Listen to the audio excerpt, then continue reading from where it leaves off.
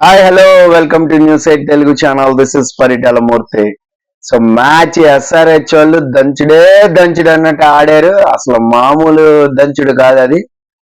Over కి 20 run rate కొట్టారంటే ఏ range లో కొట్టారు చూడండి ట్రావిస్ హెడ్. సో దాంతో పాటు అభిషేక్ శర్మ కూడా అసలు తగ్గేదేలే. ఇద్దరు కూడా ఓపెనర్స్ పిచ్చి కొట్టేసారు, ఊచకోతకు వచ్చారు. అక్కడే మ్యాచ్ అనేది మారిపోయింది అనమాట. అంటే చూడండి, ఒక్క పవర్ ప్లే మ్యాచ్ స్వరూపం మొత్తం మార్చేసింది, అటు సైడ్ తిప్పేసింది. ఎంత బాగా లాగినా గుంజినా కూడా ఢిల్లీ ఆ రేంజ్ కి వెళ్ళలేకపోయింది. వాట్ ఎవర్ మిడిల్ ఓవర్స్ ఉన్నాయో ఆ మిడిల్ ఓవర్స్ లో వాళ్ళు స్లో అయిపోవడం వల్లే, స్టప్స్ కానీ పంత్ కానీ స్లో అయిపోవడం వల్ల, అంటే అగ్రెసివ్ ఇంటెంట్ తో ఇన్నింగ్స్ ఆడకపోవడం వల్ల సో లాస్ట్ లో రన్ రేట్ అనేది భారీగా ఉంది. అయినా కూడా చేజింగ్ అనేది బ్రహ్మాండం చేశారు.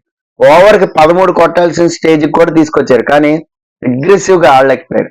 సో 267 రన్స్ చేజ్ చేస్తున్నప్పుడు బాగుతూనే ఉండాలి ప్రతి ఓవర్, రిలాక్స్ అవ్వకూడదు ఎక్కడ కూడా. లాస్ట్ టైం కూడా అదే చెప్పా. సో ముంబై కూడా చేసిన తప్ప అదే, మధ్యలో రిలాక్స్ అయిపోవడం వల్ల అప్పుడు చేజ్ చేయలేకపోయింది. సో అది పక్కన పెడితే మ్యాచ్ రిజల్ట్ అనేది, ఈ రోజు match revenge match RCB versus KKR. RCB ఖచ్చితంగా రివెంజ్ తీసుకోవాల్సిన మ్యాచ్ అనమాట. మరి తీసుకుంటుందా? సో ఇది కోల్కతా హోమ్ గ్రౌండ్స్, జరిగేది ఈడెన్ గార్డెన్స్.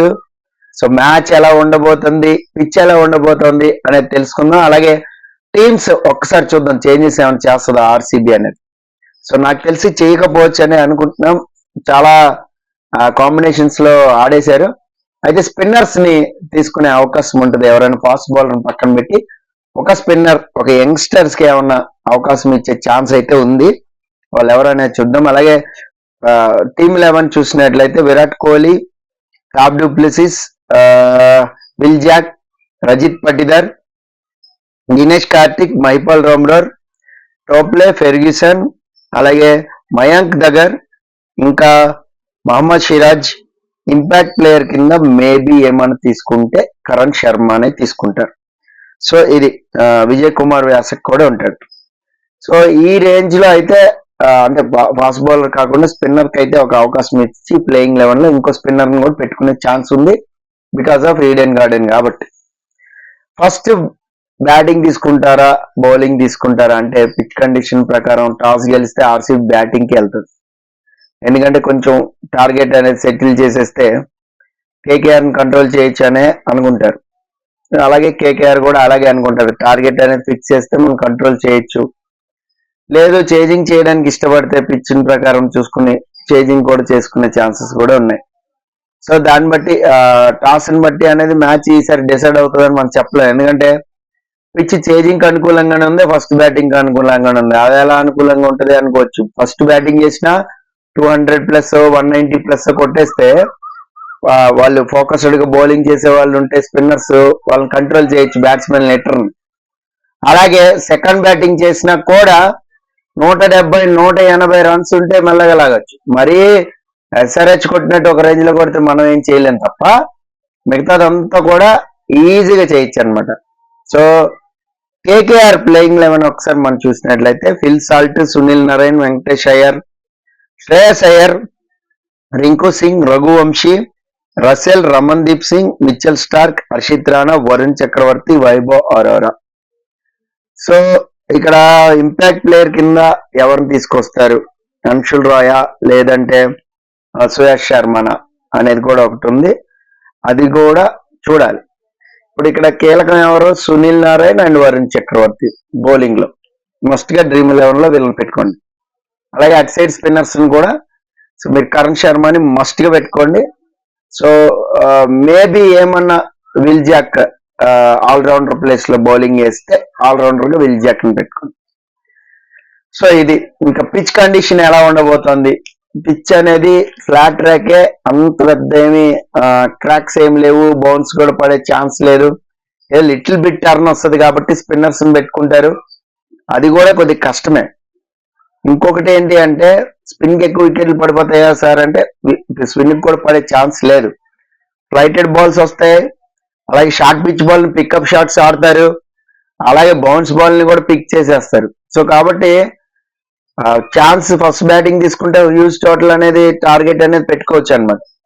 సో అందుకని చెప్పే బ్యాటింగ్ తీసుకుంటానికి ఇష్టపడారు. యాక్చువల్గా అయితే చేంజింగ్ తీసుకుంటారు ఎప్పుడు కూడా, ఈడెన్ గార్డెన్ చేంజ్ చేయడం అనేది ఈజీ.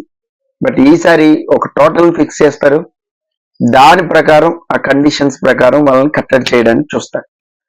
సో విన్నింగ్ మీటర్ ఏం చెప్తుంది? సో విన్నింగ్ మీటర్ అయితే కేకేఆర్ గెలుస్తుందనే చెప్తోంది. 58% కేకేఆర్. ఎందుకంటే టీం అలా ఉంది వాళ్ళది, పాయింట్స్ టేబుల్ లో దూసుకుపోతున్నారు. అలాగే మన ఆర్సీబీ అయితే పాయింట్ టేబుల్ లో లిస్ట్ లో ఉంది. సో ఇక్కడ ఒక మ్యాచ్ గెలిచి ముందుకు వెళ్ళాలి అంటే కొద్ది కష్టమే. కానీ ఆర్సీబీకి ఏంటి, ఎప్పుడు ఎలా ఆడుతుంది ఏంటి అనేది తెలియదు, అన్ప్రెడిక్టబుల్ అనమాట. సో ఒక్కసారి కొడితే విజృంభించేస్తారు. ఇక్కడ ఆర్సీబీకి మైనస్ ఏంటి అంటే కోహ్లీ ఒక్కడే ఫామ్ లో ఉన్నాడు, ఫ్యాప్మన్ ఫామ్ లోకి వచ్చాడు, కానీ దట్టు యూజ్ టోటల్ కాబట్టి అలా వచ్చాడు. సో ఫ్యాప్ ఇంకా రావాలి, మిడిల్ ఆర్డర్ స్ట్రాంగ్ అవ్వాలి. అలాగే దినేష్ కార్తిక్ మంచి ఫినిష్ ఇచ్చాడు మొన్న, కానీ సరిపోలేదు. అంటే అంత పెద్దది ఎవరు కొట్టలేరు, అది వేరే విషయం. సో ఆర్సీబీకి గెలిచే ఛాన్స్ ఎంతవరకు ఉంది అంటే 42% చూపెడుతుంది విన్నింగ్ మీటర్. సో మన ప్రిడిక్షన్ కూడా ఏంటి అంటే ఆర్సీబీ గెలవదనే నేను అనుకుంటున్నాను. ఎందుకంటే కేకేఆర్ అన్ని విధాల హోమ్ గ్రౌండ్ అడ్వాంటేజ్ ఉంది, స్పిన్ అడ్వాంటేజ్ ఉంది, వాళ్ళు అగ్రెసివ్ గా ఆడుతున్నారు. ఒక్క విరాట్ కోహ్లీ ఫ్యాప్ డూప్లిసిస్ ని కంట్రోల్ చేసుకుంటే పవర్ ప్లే లో మ్యాచ్ గ్రిప్ లోకి వచ్చేలాగుంది. కాబట్టి కొంచెం కేకేఆర్ ఈ మ్యాచ్ ని వాళ్ళు కంట్రోల్ తీసుకుంటారు. ఎందుకంటే మార్నింగ్ పూట జరుగుతున్న మ్యాచ్ ఫ్లడ్ లైట్స్ లో కాదు, 7 కల్లా అయిపోద్ది. కాబట్టి కేకేఆర్ గెలిచే ఛాన్సెస్ నాకు ఎక్కువగా కనపడుతున్నాయి, అంటే నా ప్రిడిక్షన్ అదే. సో మరి మీకు ఎవరు గెలుస్తారు అనిపిస్తుంది అనేది కామెంట్ బాక్స్ లో కామెంట్ చేయండి. This is Paritala Murthy signing off. By by.